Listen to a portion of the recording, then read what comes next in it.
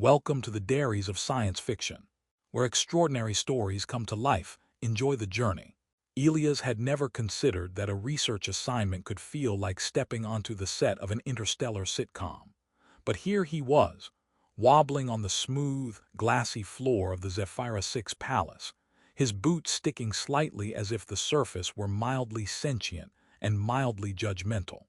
The palace floated above the sapphire clouds of the gas giant below, suspended by anti-gravity fields that pulse softly like a heartbeat, and the entire structure hummed in harmony with the orbiting satellites and energy conduits that kept it aloft. He adjusted the straps of his utility harness and muttered to himself about the ridiculousness of studying gravitationally adaptive flora in a building that seemed to think it had a personality. His words caught in his throat when the doors before him parted with a whisper, revealing the figure of Lyra. She stepped forward with the elegance of someone who was not only accustomed to zero gravity, but seemed to float even when she walked. Her skin was pale and luminous, almost like moonlight filtered through fine mist, and her long, tapering ears framed her face with an otherworldly grace that made him acutely aware of his own ordinary human silhouette. Her eyes flickered gold and violet, as if they were tiny nebulae contained in irises, and they settled on him with a blend of amusement and curiosity that made his throat dry. For a moment, Elias considered apologizing for every human clumsiness he had ever exhibited in the past, but before he could articulate a single thought, a tiny squeak from behind her stole his attention.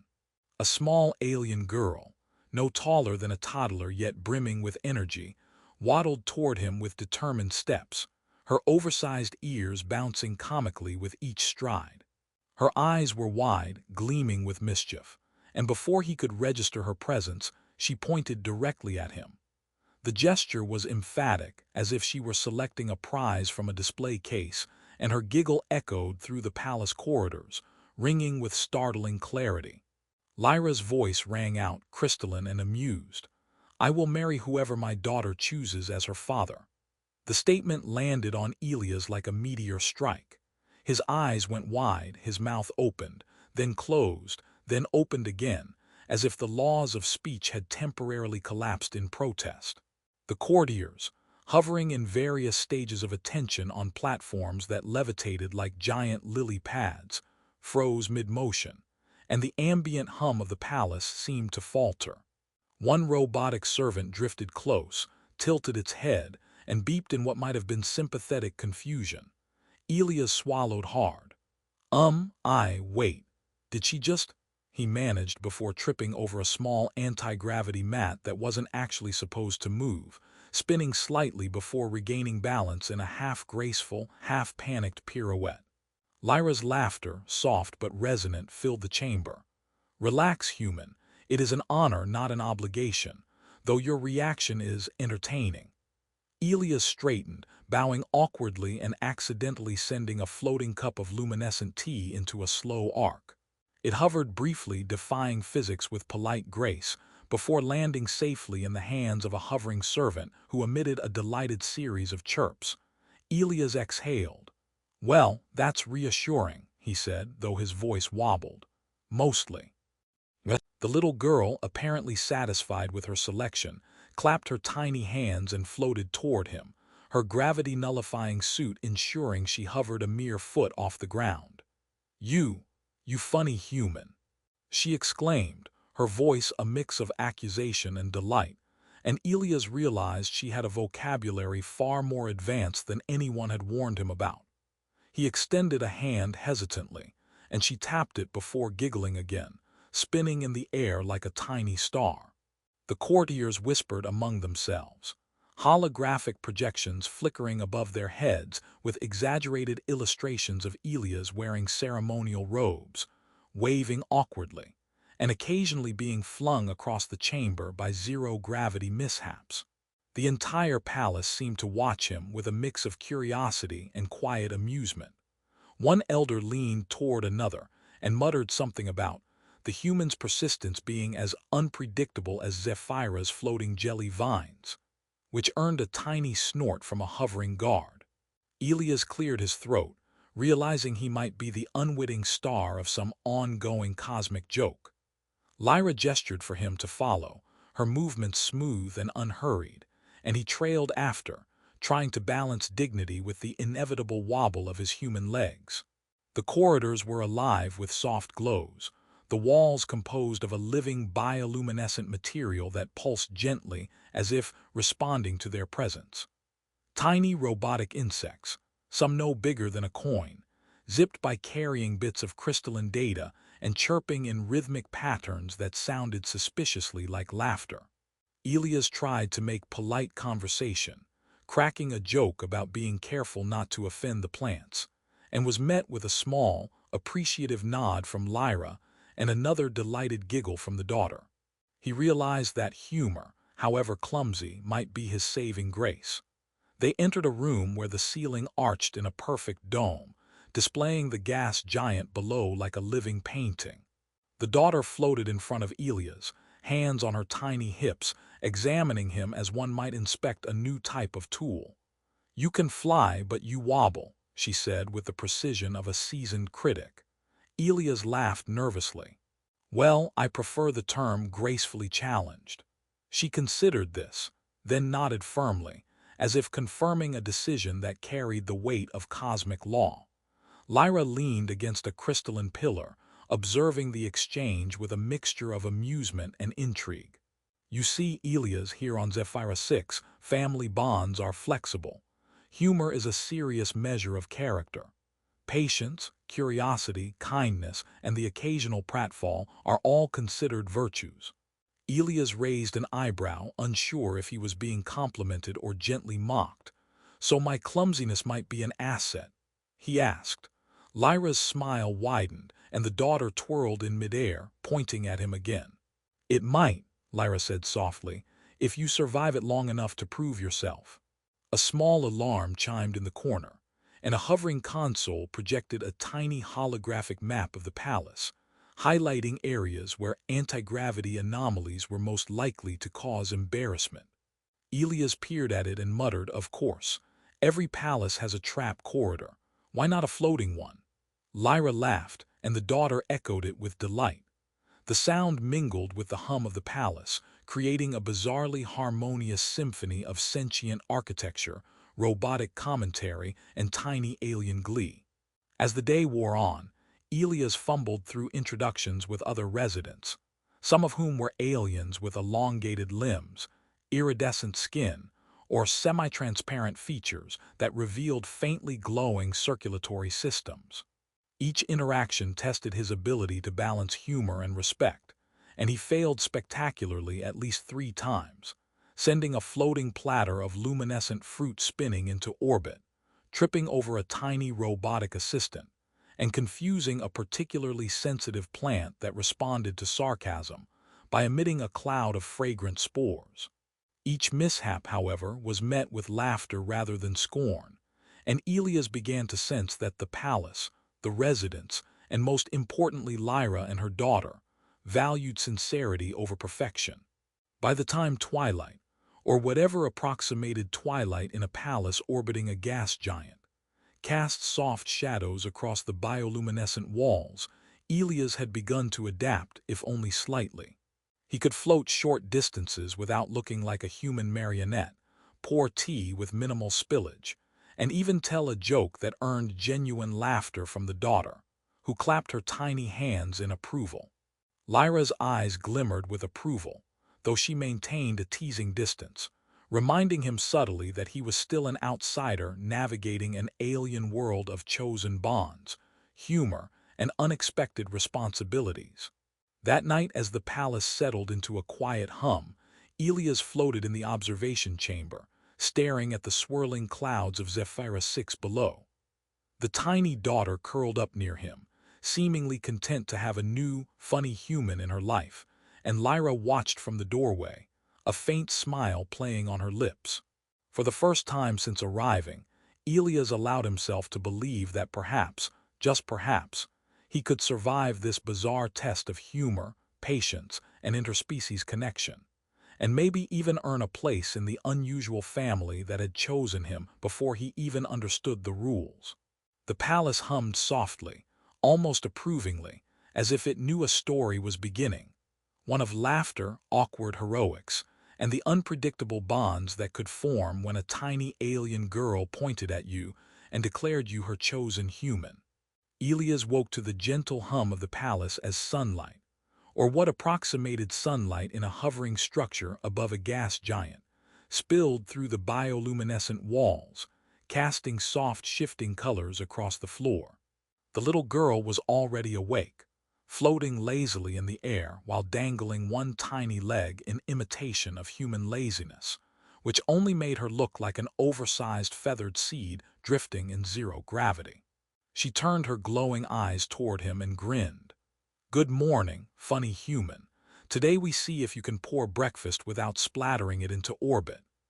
Elias groaned, pushing himself upright in the anti-gravity bed, only to drift in the opposite direction, his flailing limbs barely catching hold of the edge before he slammed softly into the wall. Lyra appeared in the doorway, her long ears twitching with amusement, eyes flickering gold as they settled on him. "Progress," she said, a smirk tugging at her lips.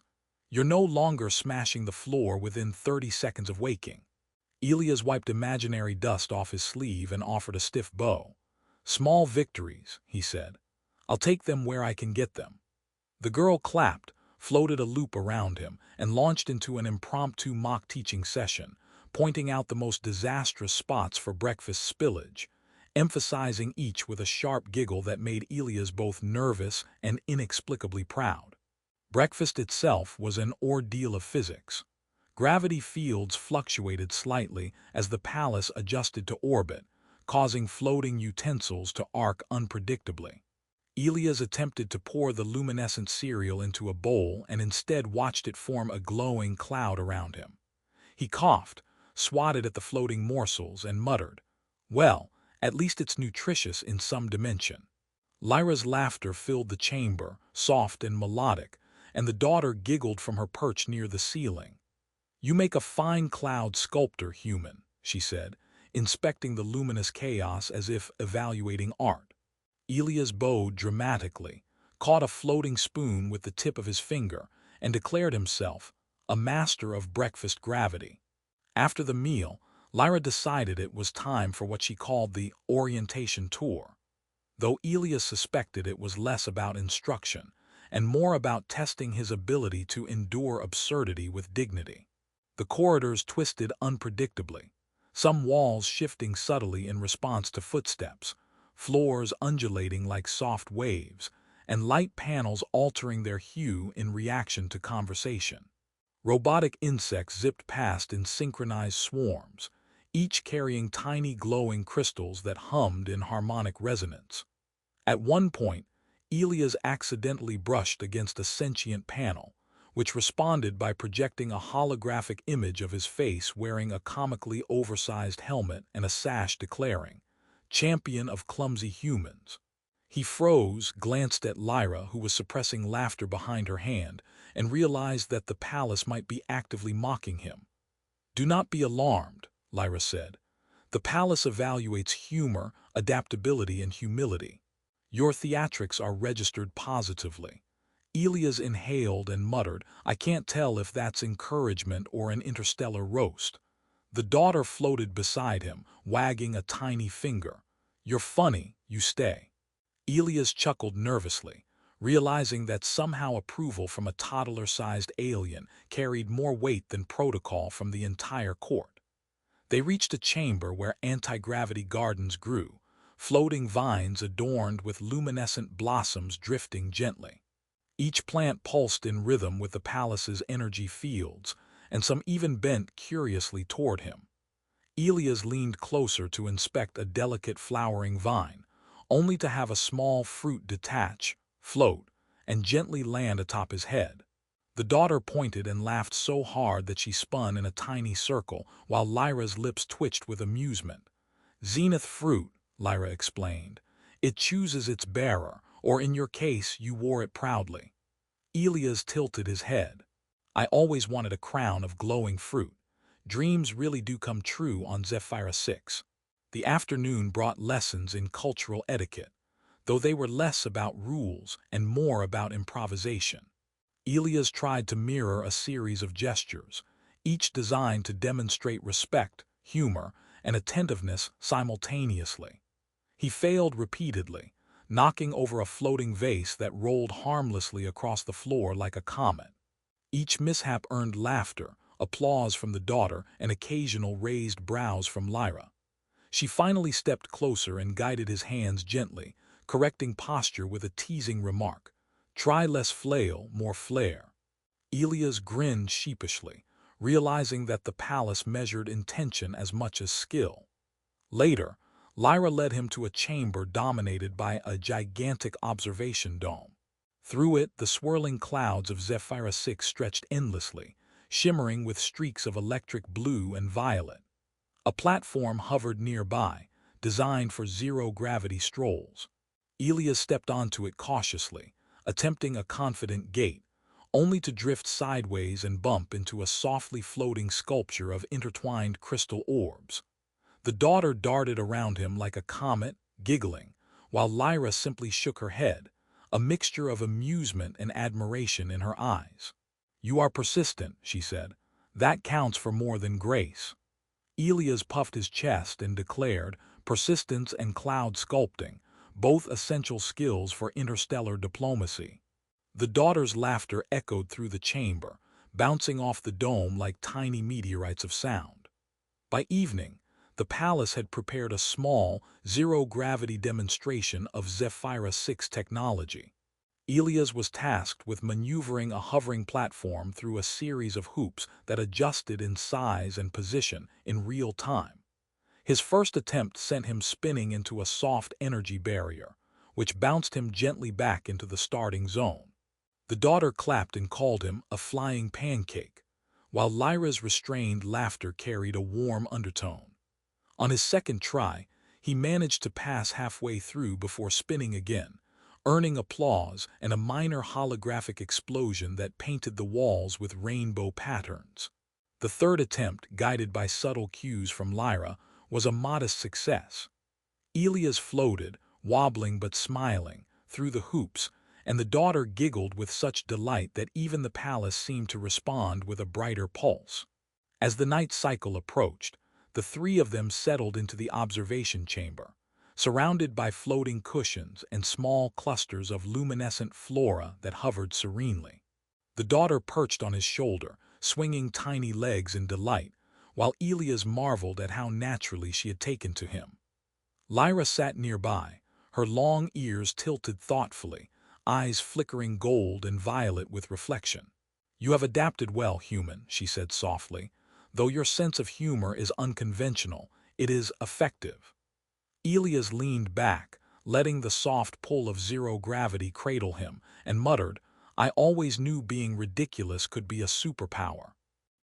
The daughter clapped her hands, sending a small cluster of glowing spores floating between them, and Elias realized that in this bizarre palace orbiting a gas giant, where humor and sincerity mattered more than lineage, he had begun to find his place. The palace pulsed softly around them, its light reflecting in the alien woman's eyes, and Elias felt a strange sense of anticipation. The connection forming here was tentative, fragile, yet undeniably real, an unspoken promise that absurdity, laughter, and shared curiosity might bridge the gap between species, worlds, and expectations. As he drifted toward sleep in the gentle embrace of anti-gravity, Elias allowed himself a quiet thought. Tomorrow would be another day of floating mishaps, unintended comedy, and the small victories that mattered most. The little girl curled near him, murmuring about interstellar games she intended to teach him, while Lyra's silhouette remained in the doorway, watching, amused and quietly approving. Somewhere in the glowing corridors of Zephyra 6, a story was unfolding, strange, unpredictable, and full of laughter. The story of a human, an alien mother, and a tiny girl who had already chosen her favorite human, in spite of all reason, expectation, and gravity itself. Elias awoke to the soft pulse of the palace's energy fields, a gentle thrum that had become comforting over the past cycles. The little girl floated near the observation dome, spinning slowly like a comet caught in a delicate orbit, her laughter echoing off the curved walls. Today, she said, would be the final test of his worthiness, or perhaps the final stage in her ongoing amusement at human clumsiness. Elias rubbed his eyes, remembering the first time he had arrived, how every step had felt like a cosmic misstep, and he smiled. In these floating halls, flailing limbs and spilled luminescent tea had transformed into a form of charm, a passport into the curious and unpredictable life of Zephyrus 6. Lyra appeared, gliding silently through the corridors, her long ears twitching with subtle amusement. She regarded Elias with that mixture of warmth and scrutiny that had become familiar. "Today," she said softly, "we see if your humor and perseverance can sustain themselves under challenge, without tipping entirely into chaos." Elias straightened, trying for dignity, and immediately tripped over a floating vine, which spun him into a gentle arc that ended neatly against a soft wall panel. The daughter clapped with glee. "You're spectacular," she squeaked, her tiny voice echoing like chimes in the luminous chamber. Elias raised an arm in surrender. "Spectacularly clumsy, yes," he said, floating back upright with a grin.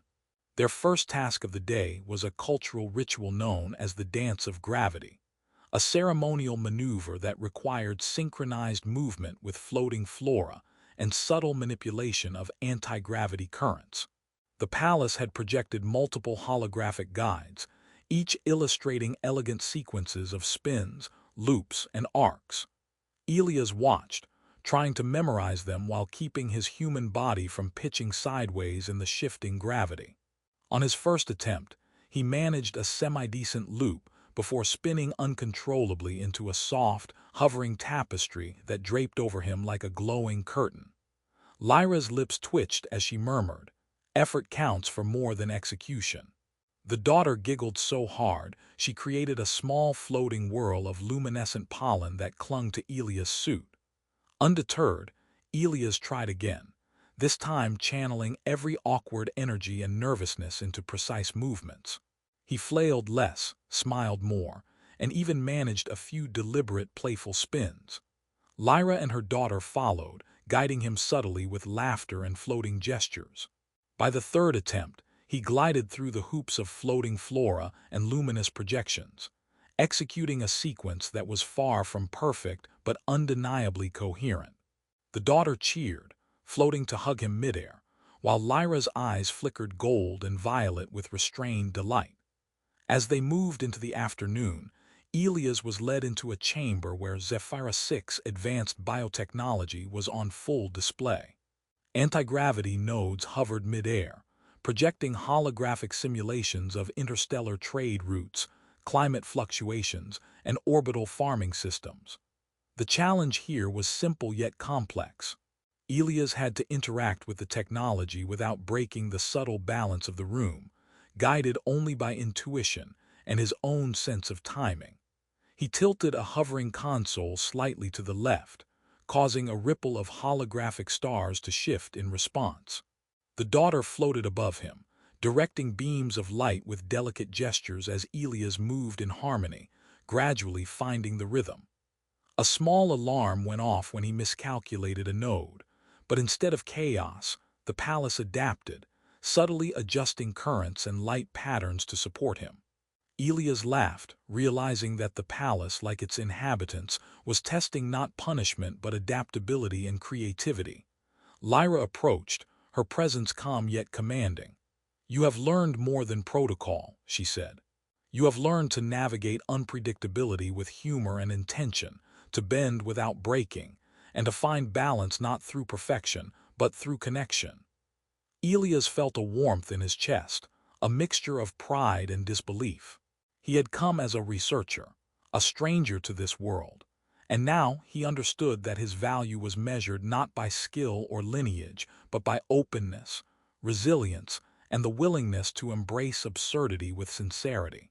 The evening brought the final ritual, a formal meeting with the palace council, where Elia's presence as the daughter's chosen human would be observed. The courtiers floated into the chamber, their forms a mixture of shimmering skin, elongated limbs, and iridescent reflections, some even semi-transparent, revealing softly glowing veins. Elias inhaled, remembering the first day he had stumbled through introductions, and now felt a calm confidence, laced with his trademark humor. He bowed exaggeratedly and added a small floating pirouette. The daughter giggled loudly and pointed at him, whispering, "Funny human, do it." Elias raised a hand in mock salute, earning nods, raised eyebrows, and a ripple of approval from the council. Lyra watched silently, then stepped forward. "The choice has been made," she said, her voice carrying effortlessly across the chamber. "The human before you embodies qualities we hold dear: patience, curiosity, humor, and care.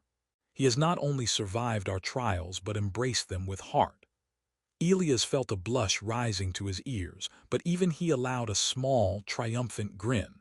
The daughter floated forward, wrapping a tiny arm around his neck, and whispered in his ear, "I like you best."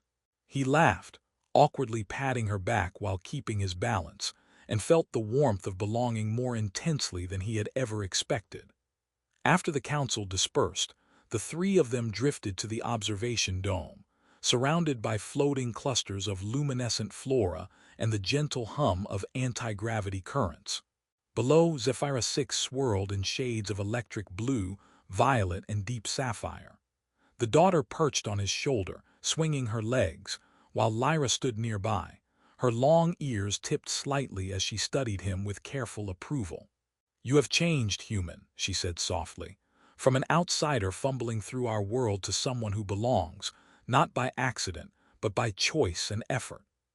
Elias swallowed, feeling the weight of the moment and the odd, profound truth that belonging could be granted through sincerity, humor, and courage, even in a world far beyond one's own. They talked long into the artificial night, sharing stories, gentle jokes, and quiet observations about the world around them. Elias recounted human misadventures on Earth, Lyra shared tales of Zephyra 6 eccentricities, and the daughter interjected with commentary sharp enough to rival the most seasoned court advisors. Together they created a rhythm, a blend of human wit and alien wisdom, laughter and reflection. Before sleep, Elias floated near the daughter, who rested comfortably in his arms, while Lyra hovered nearby, eyes flickering with quiet amusement. "Tomorrow," she said, "we begin a different adventure, one of ordinary life in extraordinary circumstances.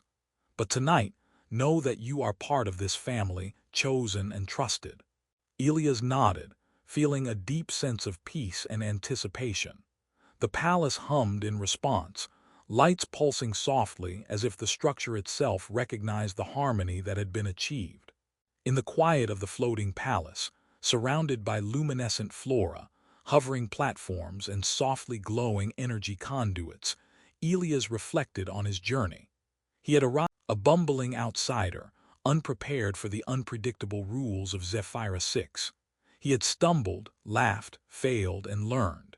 And through it all, he had gained something no research assignment could offer: connection, trust, and a family chosen not by tradition, but by heart.